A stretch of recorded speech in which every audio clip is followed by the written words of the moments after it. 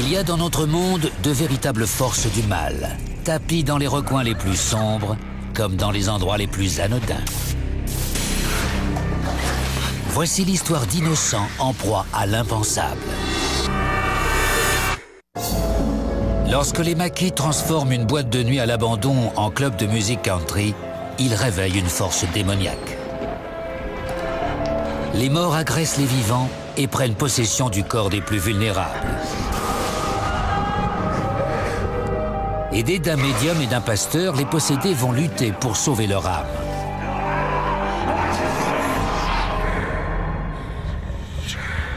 Entre l'univers dans lequel nous évoluons et celui de nos plus grandes peurs, il y a des portes. Quand ces portes s'ouvrent, les cauchemars deviennent réalité.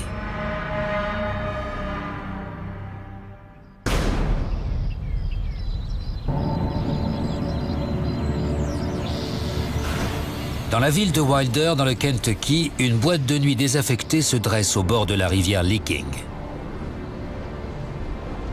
Une légende locale prétend que ce cours d'eau, un des seuls au monde à couler vers le nord géographique, attirait jadis des assassins et des adorateurs de Satan. Les archives municipales attestent qu'à une époque, les eaux de la rivière ont charrié du sang.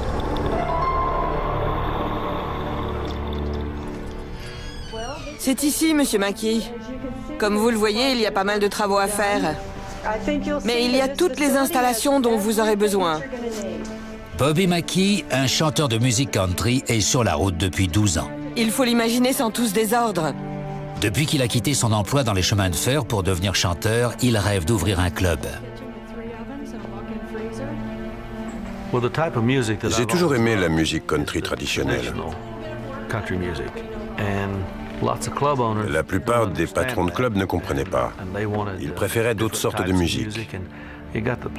J'étais arrivé à un point où je ne voulais plus qu'on m'impose ce que je devais chanter. À l'époque, j'avais le choix entre partir à Nashville ou créer mon propre club. C'est bien, ça me convient. L'ancienne boîte de nuit de Wilder est exactement ce que Bobby recherche.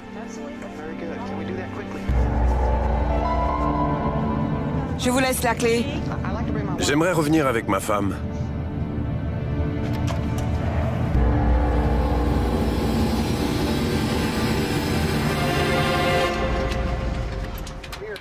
Plus tard dans l'après-midi, Bobby retourne au club avec sa femme, Janet, qui est enceinte.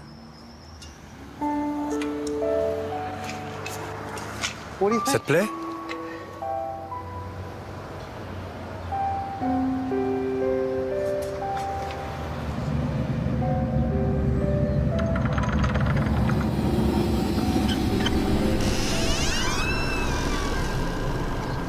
Viens voir à l'intérieur.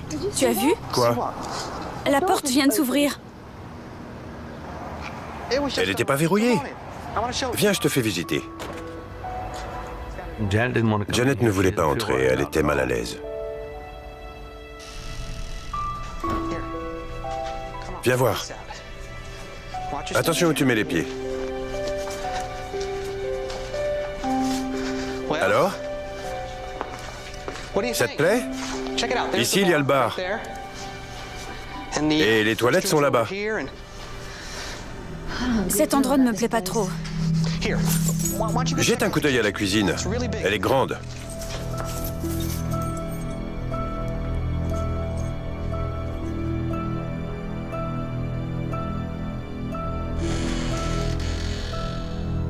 Janet Mackey a choisi de témoigner le visage caché.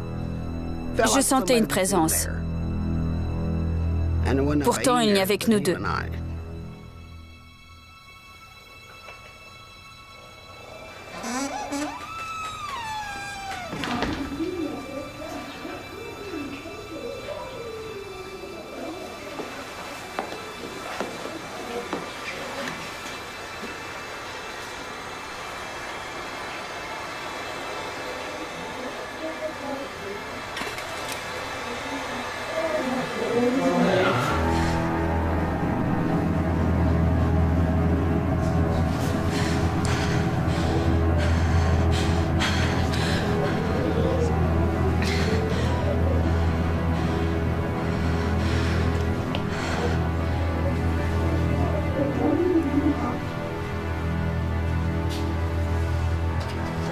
Je voulais partir le plus vite possible. Bobby? À qui parles-tu? Personne? J'ai entendu des voix. À qui parlais-tu? Je parlais à personne. Il n'y a que nous deux ici. Alors, ça te plaît? J'aime pas trop cet endroit.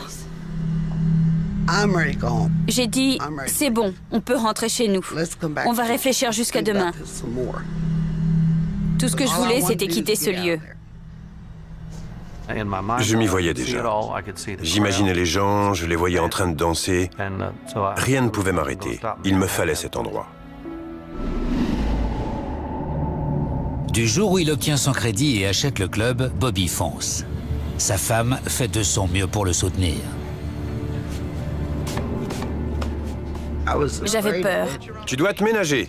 mais il réalisait enfin son rêve.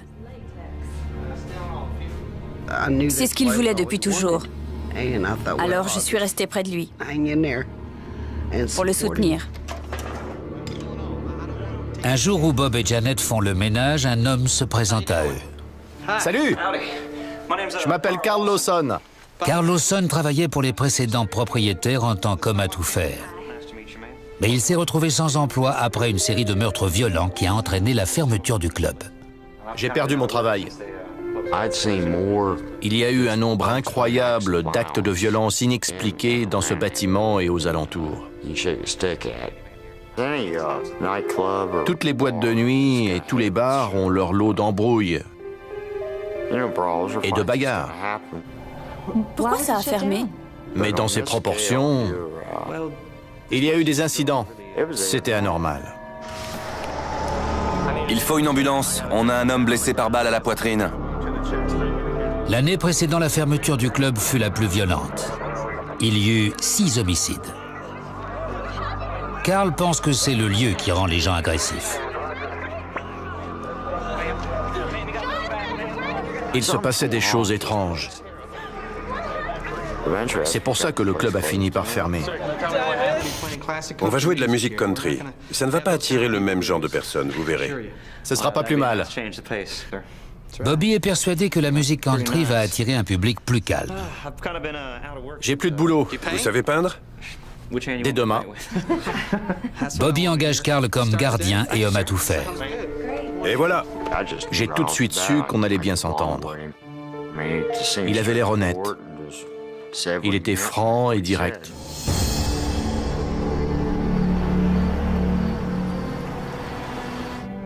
Comme ça ira. Et sa femme Janet était comme lui. Carl et moi, on est devenus amis. Il était comme mon petit frère. Carl, tu te souviens de ce que tu as dit à propos des choses bizarres qui arrivaient aux gens ici? Elle et moi, on savait que cet endroit cachait quelque chose. Je suis à côté. Si tu as besoin de quelque chose, appelle-moi. D'accord. Merci.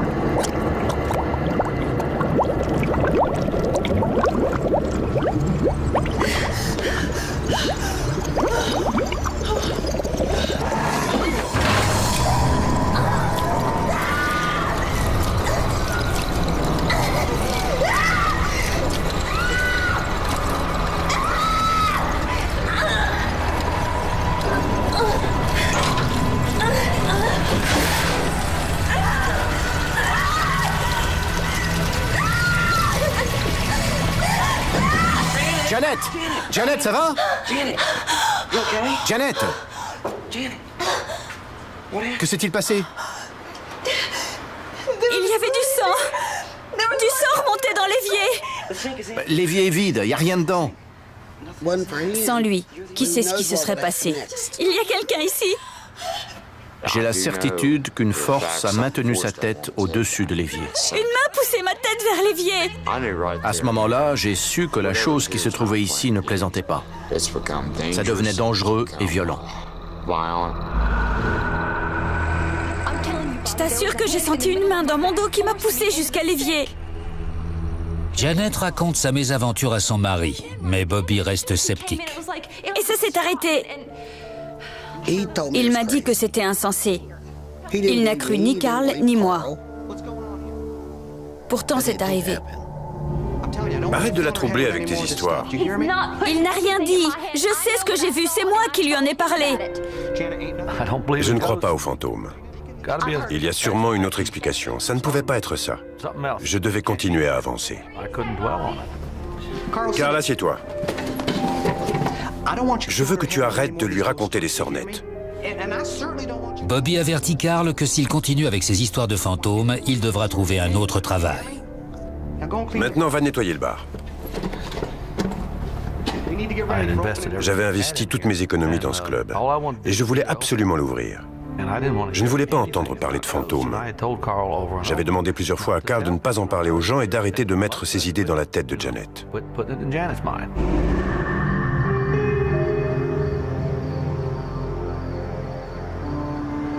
Peu de temps après, l'officier de police Larry Hornsby effectue une ronde de nuit. Ce soir-là, j'avais un drôle de pressentiment. Les nuits de pleine lune, il se passe des choses.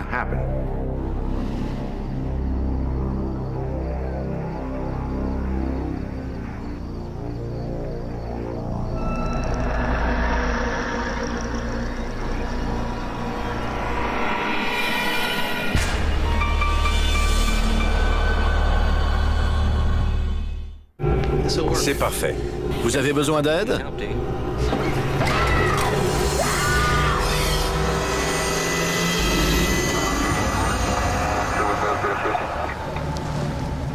Larry Hornsby appelle des renforts. Il pense qu'un cambrioleur s'est introduit dans le club de Bob et Mackie.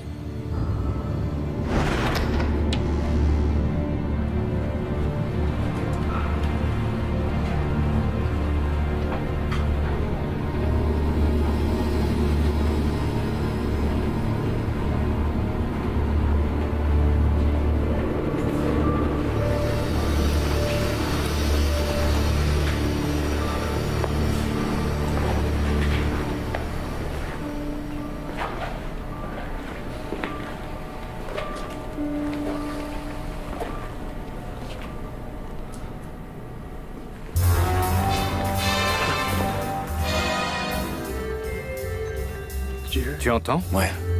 Ça vient de derrière. Allons voir. D'accord. Police! Sortez de là!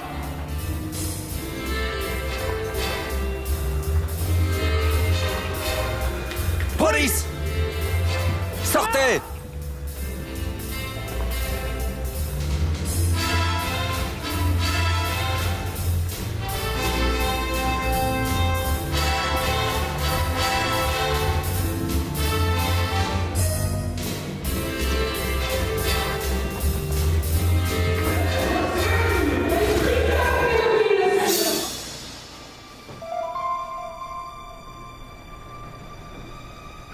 Il y avait un homme, une femme et une radio qui jouaient. J'ai entendu des voix et de la musique. Il n'y a personne. Comment ça, il n'y a personne? J'ai entendu des voix. Bah moi aussi. La porte d'entrée.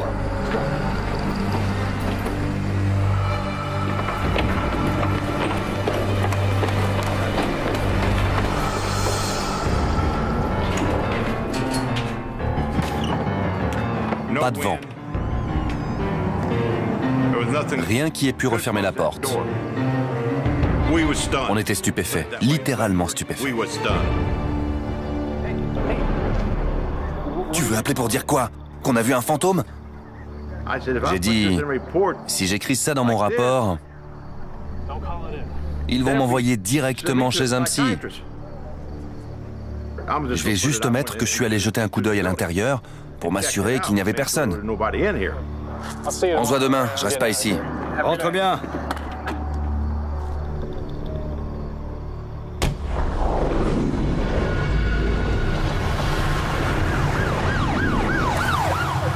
Quelques jours plus tard, Larry Hornsby retourne sur les lieux suite à un grave accident de voiture.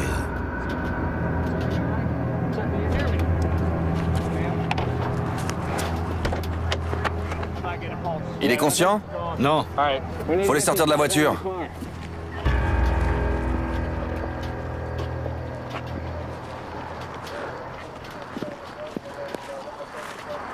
T'as une couverture? Pas dans ma voiture. Envoyez une ambulance, j'ai 2 accidentés de la route. Merci. Tiens.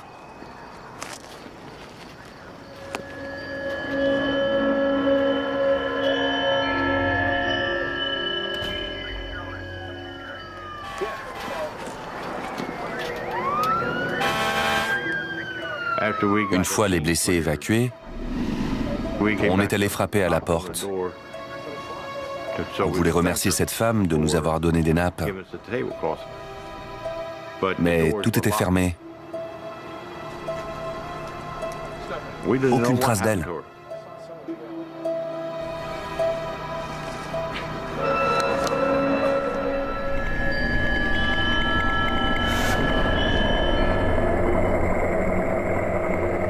Le lendemain, l'officier Hornsby parle à Bobby de la femme qui leur a apporté les nappes. Vous avez entendu parler de l'accident? Oui, dans le journal. Pensant que c'était une serveuse, on lui a fait une description. Bobby lui explique qu'il n'y a personne sur place après 22 heures. Je n'ai jamais cru aux fantômes, jamais. À l'époque, je vous aurais ri au nez. Mais beaucoup de choses ont changé depuis. Je vous assure, les portes étaient verrouillées.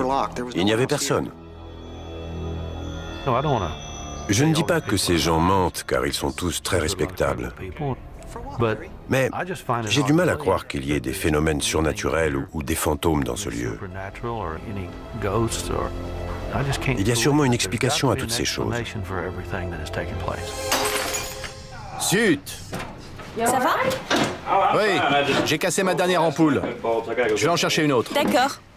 Attention aux débris. C'est bon. Je vais balayer. Je le ferai. Laisse! Je m'en occupe. Je reviens tout de suite.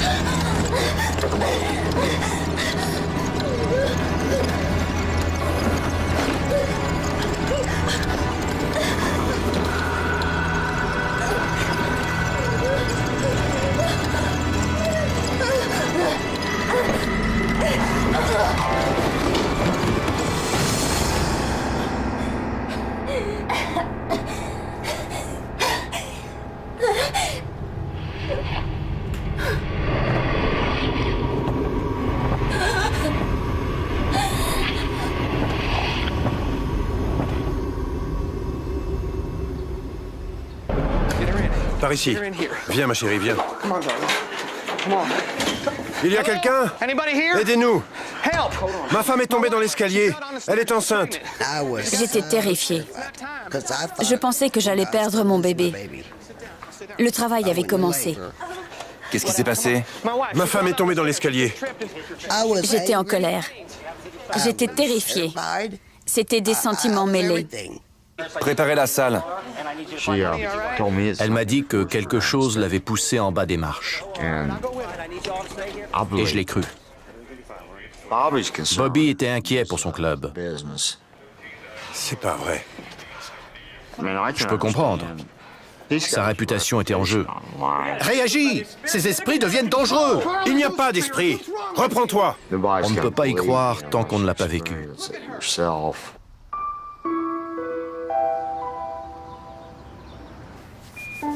Tu as besoin de quelque chose?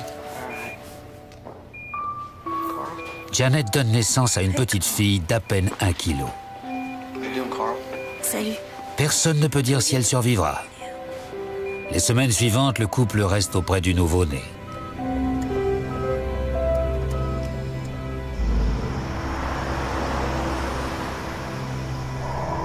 Une fois la petite tirée d'affaire, Bobby se prépare pour l'ouverture du club.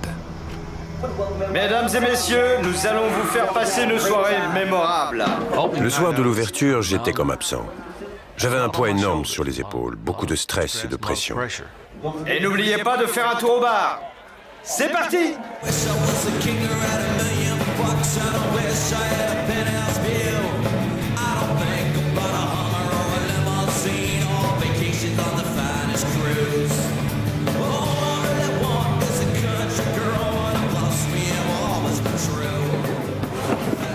Carl, écoute-moi bien. Ne t'avise pas de parler de fantômes. Carl, regarde-moi. Ne parle pas de ça aux clients. Compris? Je me consacrais entièrement à mon club et à sa réussite. Je ne voulais pas entendre parler de ces sornettes. Je voulais faire de cet endroit une référence en matière de musique country.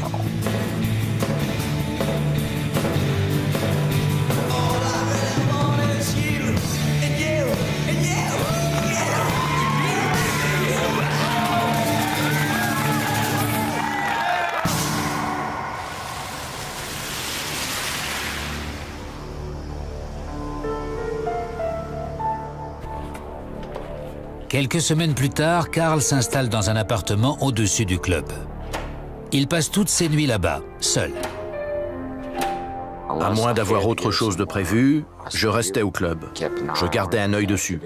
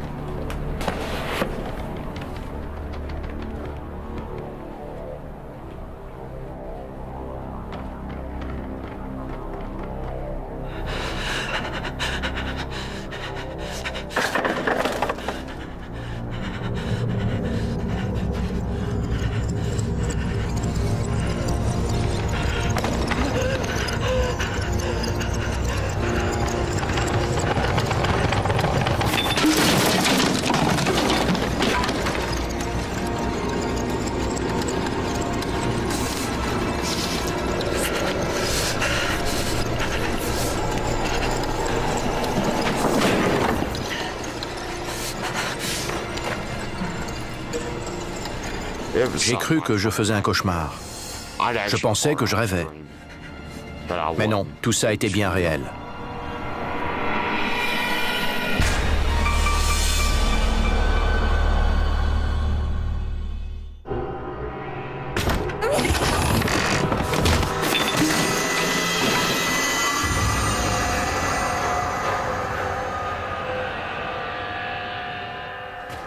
Pendant des semaines, Carl vit dans le déni.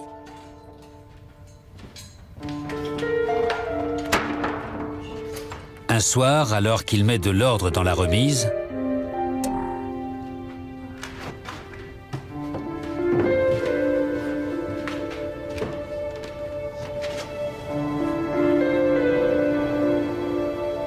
Mon amour est plus profond que la mer. Tu me demandes s'il se tarira un jour, je te réponds, il est éternel. Mon amour est aussi étincelant que le soleil. Tu me demandes s'il s'éteindra un jour, je te réponds, il est éternel. Le monde peut s'écrouler comme un château de sable, j'attendrai ici, le cœur à découvert. Tu me demandes si je mourrai un jour, je te réponds, je suis éternel.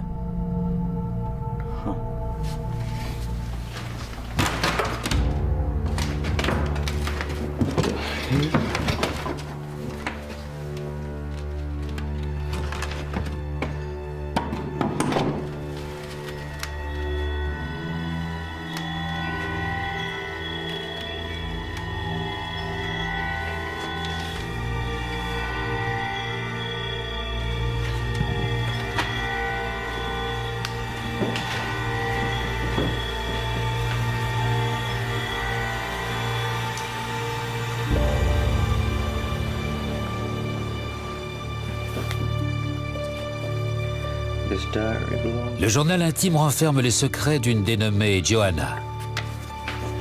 Elle travaillait comme danseuse au club dans les années 30. Mardi. Elle était amoureuse d'un musicien, mais son père n'aimait pas ce type.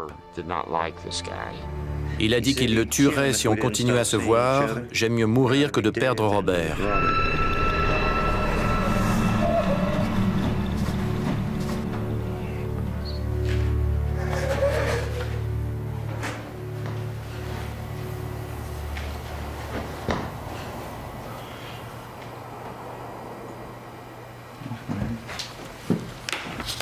Johanna écrit que son amant a mystérieusement disparu. Elle craint que son père ne l'ait tué. Elle décide donc de l'empoisonner et de se donner la mort ensuite. Dans les dernières lignes de son journal intime, elle écrit qu'elle errera dans les couloirs du club pour l'éternité en attendant le retour de son amant.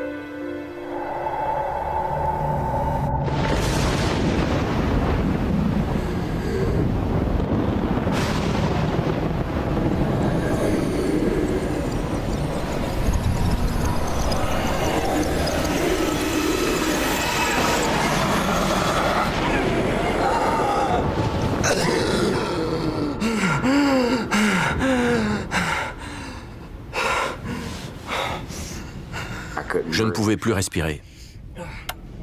Je me suis dit que c'était peut-être un simple problème médical.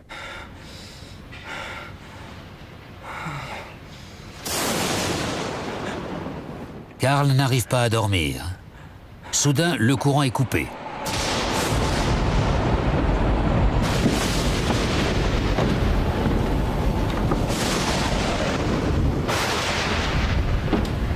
Carl descend au sous-sol pour vérifier le disjoncteur.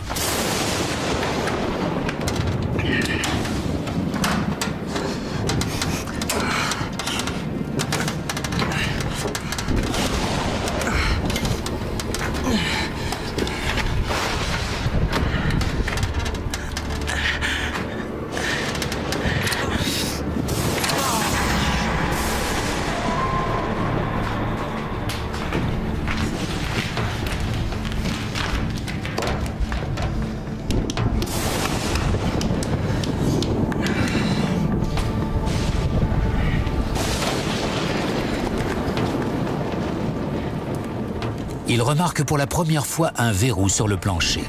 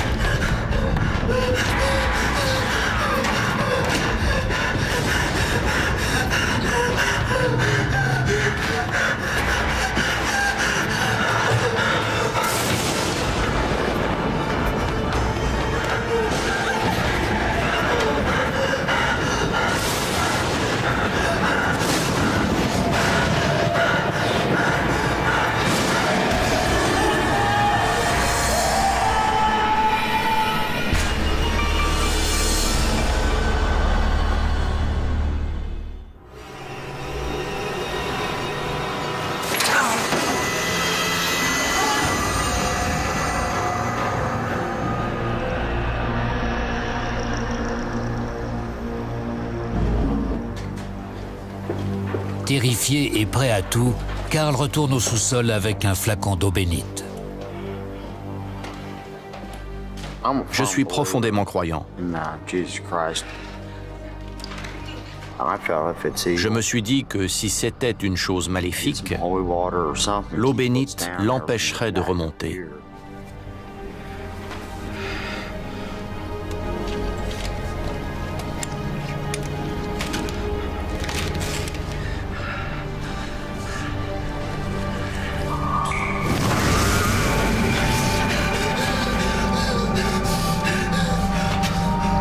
Carl sait que la chose qui se trouve au fond du puits est plus forte que lui.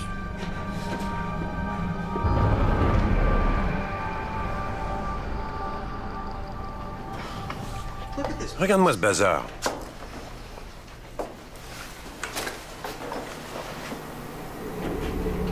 Carl?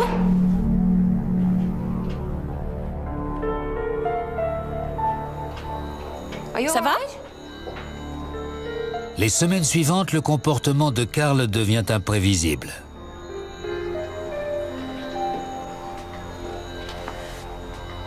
Pourquoi tu n'as pas nettoyé? C'était un point tel que je ne savais plus à quel Carl je m'adressais. Ça va?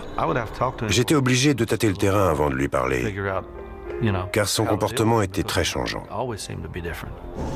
Tu crois que tu es seul ici, mais c'est faux. Carl, tu vas bien? Tu vas voir. Voir quoi? J'ai essayé de t'avertir. De quoi? Tu vois pas? Cet endroit était devenu une partie de moi. Bobby Mackey reste concentré sur son club. Il demande à un ami, Doug Hensley, de l'aider à tourner un spot publicitaire pour la télé. Rendez-vous dans le club de Bobby Mackey pour des soirées inoubliables. Coupé! Bien que Bobby refuse de croire que le club est hanté, il parle à son ami des événements étranges qui s'y déroulent. Ça se passe bien? Oui, mais j'ai un problème avec un employé. Lequel? Il s'appelle Carl. Une fois que Bobby m'a raconté toute l'histoire, je lui ai demandé pourquoi il n'avait rien dit. Il a répondu que beaucoup de gens avaient peur des fantômes et il ne voulait pas que ça s'ébruite. Lui, il n'y croyait absolument pas, mais sa femme et Carl Lawson pensaient que le lieu était hanté. Doug est écrivain et cette histoire éveille sa curiosité. Je peux lui parler? Si tu veux lui parler, vas-y. D'accord.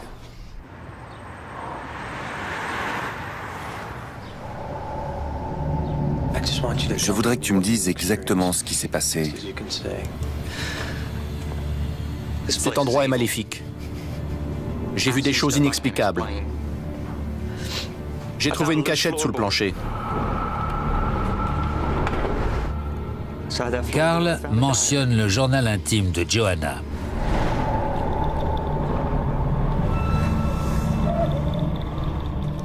Et les deux hommes qu'il a vus au sous-sol. Carl m'a dit que l'endroit était hanté par les forces du mal. S'il restait là, c'était pour protéger Janet et Bobby. Sans cela, il serait parti depuis longtemps. Mais il m'a dit aussi Ils veulent qu'on parte. qu'une force le poussait à rester ici.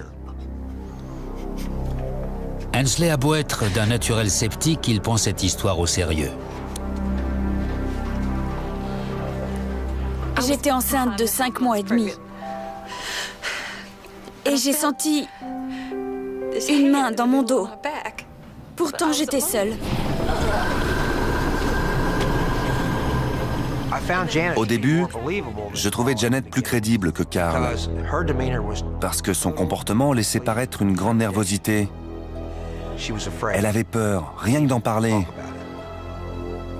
Quand on connaît Janet Mackey, on sait qu'elle n'inventerait jamais une histoire pareille. Hensley reste sceptique, mais sa curiosité est piquée au vif. Il se rend à la bibliothèque municipale pour faire des recherches sur l'histoire du club. J'étais persuadé que Carl Lawson était schizophrène, jusqu'à ce que je me renseigne longuement sur l'histoire de ce lieu. Hensley trouve une explication à l'histoire de Carl dans un article du Kentucky Post datant du 19e siècle. J'ai découvert que 2 hommes avaient été pendus en 1897 à Newport, dans le Kentucky. Ils s'appelaient Alonzo Walling et Scott Jackson. Alonzo Walling et Scott Jackson, 2 étudiants de Cincinnati, ont été condamnés à mort pour le meurtre d'une jeune mondaine dénommée Pearl Bryan.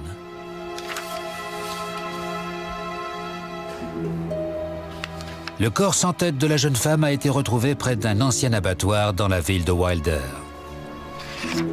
Elle était enceinte de 5 mois et demi à l'époque des faits.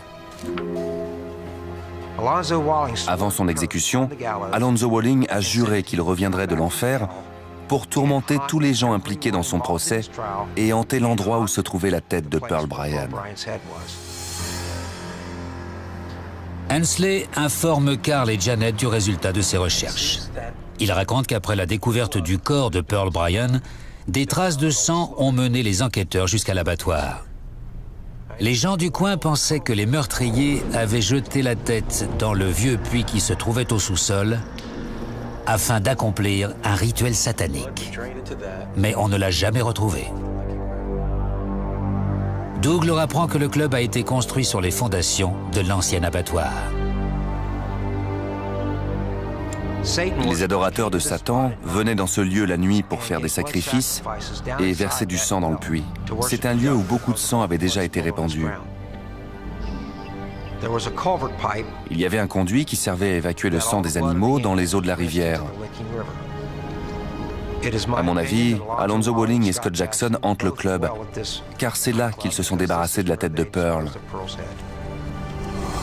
Entre Johanna, Pearl Bryan et Janet Mackey, il existe un point commun évident. Janet Mackey était enceinte de 5 mois et demi quand on l'a poussée dans l'escalier. Bobby, tu dois agir. Pearl Bryan était enceinte de 5 mois et demi. Johanna, la danseuse qui s'était donné la mort dans le club, était enceinte aussi. Janet? De 5 mois et demi.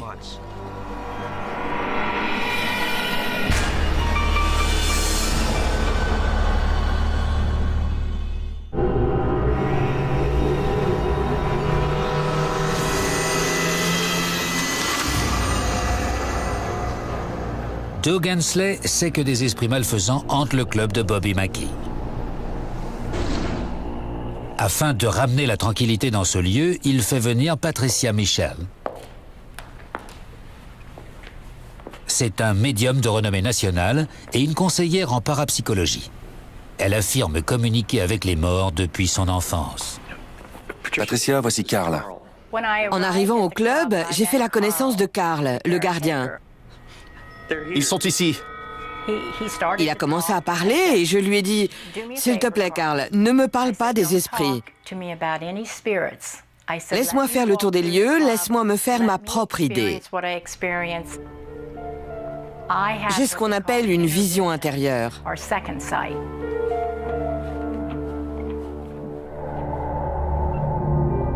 Patricia sent la présence d'un esprit.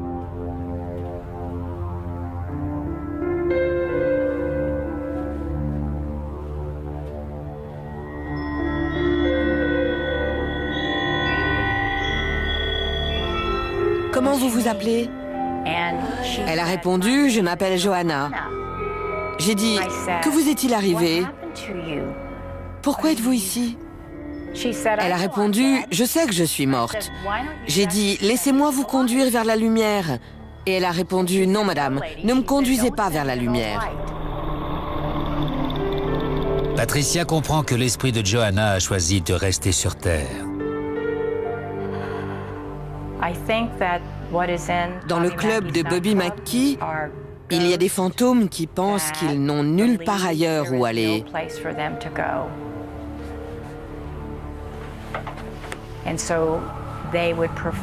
Ils préfèrent rester dans cette boîte de nuit plutôt que d'aller dans un endroit où ils risquent de brûler pour l'éternité. C'est ça leur raisonnement.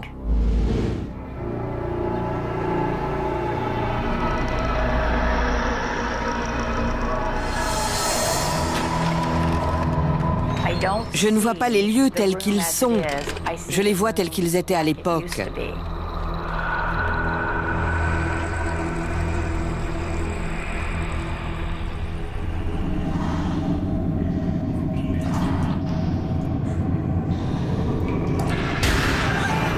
Patricia a une vision. Elle voit une tête décapitée. J'ai été submergée par la nausée. J'avais le tournis. J'ai dû sortir précipitamment.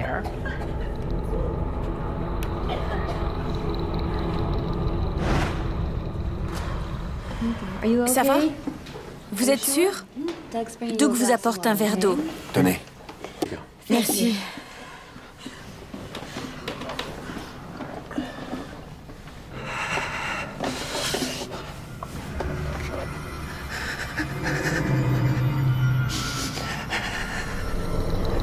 Le médium sent la présence de deux esprits maléfiques. Carl, il y a deux hommes ici.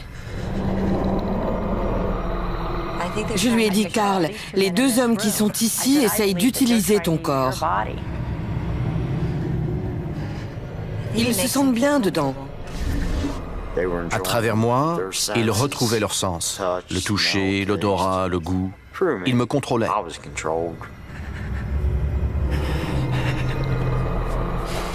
Carl, ils sont partis. Carl, tout va bien. Ils sont partis. Elle explique à Carl qu'il ne peut lutter seul contre ces esprits. Il faut un pasteur. J'étais convaincue que Carl était possédé. Je lui ai dit, tu dois demander de l'aide à un pasteur. Doug Hensley présente à Carl un pasteur de l'église de Pentecôte. Il m'a dit que c'était le lieu le plus maléfique où il ait jamais mis les pieds, que le mal était partout. Attendez ici. Il avait de l'expérience et il savait que Carl était possédé par un démon.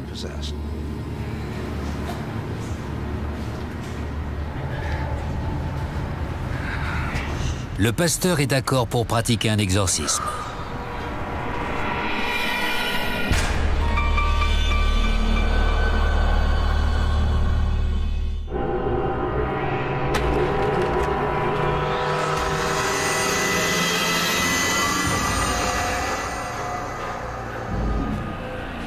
Priez pour nous.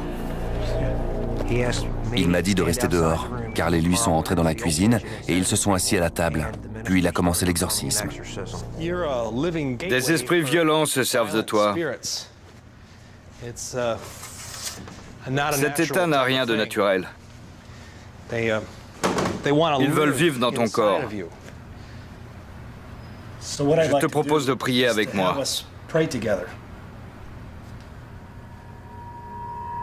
Vous ne comprenez pas. Ils vont me tuer. Et ils vont essayer de vous tuer, vous aussi. Non, tout va bien se passer. Dieu est de notre côté. Prie avec moi, ça ira mieux, tu verras. Allons-y. Notre Père qui est aux cieux, que ton nom soit sanctifié, que ton règne vienne, que ta volonté soit faite sur la terre comme au ciel. Donne-nous aujourd'hui notre pain de ce jour. Pardonne-nous nos offenses comme nous pardonnons aussi à ceux qui nous ont offensés. Et ne nous soumets pas à la tentation, mais délivre-nous du mal. Carl. Carl. Carl. Je ne veux pas prier. Qui êtes-vous? Alonzo Walling. Alonzo, tu dois quitter le corps de Carl. Sors, je te l'ordonne. Rapproche-toi de Dieu et le démon s'éloignera de toi.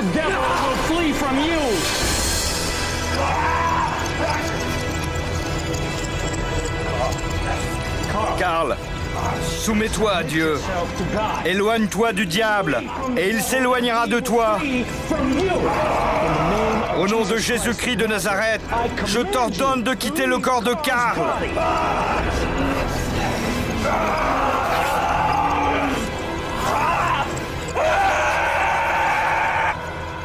L'exorcisme a commencé à mal tourner et le pasteur a eu peur. Il nous a demandé de maîtriser Karl. Au nom de Jésus-Christ, je t'ordonne de quitter le corps de Karl. Il s'est mis à parler en latin, puis Karl a commencé à parler à l'envers et il a dit « Je suis Satan ». La Bible te l'ordonne. Dans un grognement, l'esprit a dit « Ejus natas ».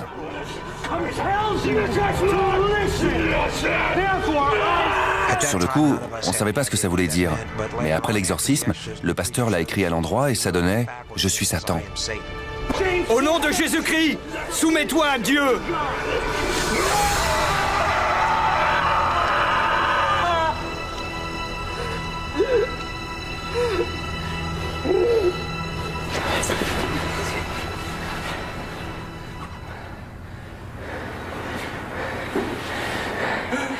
Karl, tu m'entends? Ça va? Quand je suis revenu à moi, tout le monde me regardait. J'étais allongé par terre et je n'avais aucun souvenir de ce qui s'était passé.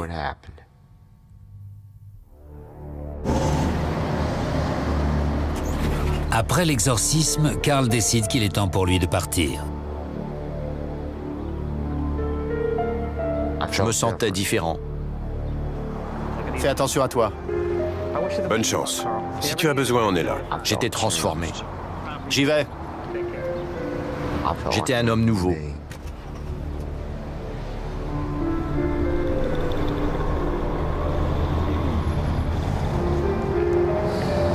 Bon. Moi aussi, je vais partir. Viens boire un café. Non, merci. Sois prudent. Je n'ai pas eu besoin que cet esprit me dise de partir.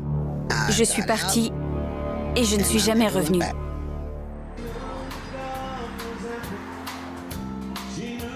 Aujourd'hui encore, Bob Mackie continue d'affirmer qu'il n'a jamais remarqué d'événements paranormaux dans son club.